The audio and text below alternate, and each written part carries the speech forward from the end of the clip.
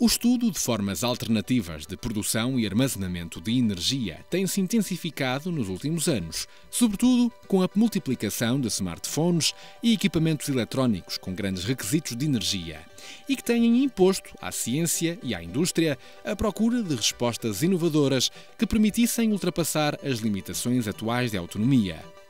Ora, de entre as várias formas possíveis de armazenar energia, está o armazenamento eletroquímico, que tem lugar no interior de uma bateria. As baterias de lítio são atualmente muito utilizadas devido à sua elevada capacidade. Estas baterias apresentam uma elevada densidade de energia. No entanto, estão longe de ser perfeitas. A Boeing, por exemplo, foi a primeira empresa a usar baterias de lítio nos seus aviões. Apesar destas já serem de uso habitual em telemóveis, computadores portáteis e pequenos eletrodomésticos, apresentam grandes problemas de segurança em situações de sobrecarga e de sobreaquecimento. Foi o caso das baterias usadas no 787 Dreamliner e que se transformou num autêntico pesadelo para a construtora norte-americana. Uma bateria de íons de lítio é constituída por três componentes essenciais: um cátodo, um ânodo e um eletrólito. Se a bateria for recarregável durante o carregamento, o cátodo assume as funções de ânodo e vice-versa. É por isso que para estas baterias, denominadas de secundárias, o ânodo, definido para a descarga, é chamado elétrodo negativo e cátodo elétrodo positivo. Durante a descarga, os íons seguem através do eletrólito do elétrodo negativo para o elétrodo positivo. Já os eletrões, por sua vez, movem-se pelo circuito exterior, que alimentam desde o elétrodo negativo até o positivo. Se o eletrólito for líquido, então terá que existir um separador para que os elétrodos não se toquem e não haja curto-circuitos. No entanto, podem crescer dendritos da superfície de um elétrodo em direção ao outro e aí os curtos-circuitos podem ocorrer.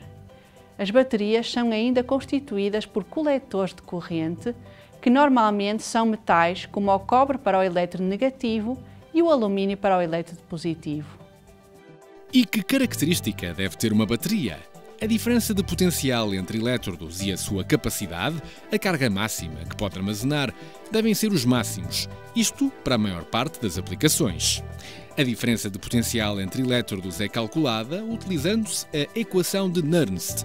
Sabendo a energia de Gibbs da reação que ocorre, por exemplo, no elétrodo negativo, pode-se calcular o potencial de equilíbrio para a reação que ocorre neste elétrodo.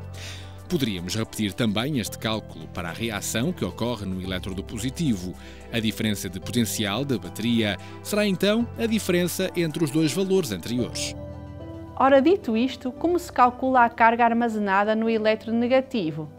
Basicamente, recorrendo uma vez mais à equação da reação e às massas de cada componente, excluindo o lítio. Por exemplo, no caso da grafite, que é o elétrodo negativo mais comum nas baterias de inserção, normalmente designadas como baterias de íon lítio, a carga máxima armazenada é 372 mAh por grama. Claro que, para um cálculo mais correto, é necessário ter em conta a massa dos outros materiais que constituem a bateria, tais como os coletores, o invólucro, etc. Vejamos agora as características que cada constituinte de uma bateria deve respeitar. Desde logo, os elétrodos negativo e positivo deverão ser bons condutores elétricos e também bons condutores iónicos. Isto, além de serem leves e estáveis química e termicamente, e devendo ter também uma longa vida de cargas e descargas. Por outro lado, o eletrólito, que também pode ser sólido, deve ser um bom condutor iónico, mas ao contrário dos elétrodos, deve ser um mau condutor elétrico, porque se assim não for, haveria a condução de eletrões pelo circuito interno, ocasionando um curto-circuito. Hoje em dia, estão a ser usados cálculos teóricos para simular cada estrutura, cada diagrama de equilíbrio e calcular todos os valores das energias de Gibbs de formação, de reação, assim como as propriedades elétricas e mecânicas. E no laboratório pode determinar-se, por exemplo, a resistência iónica e eletrónica, a diferença de potencial e a resistência aos ciclos de carga e descarga.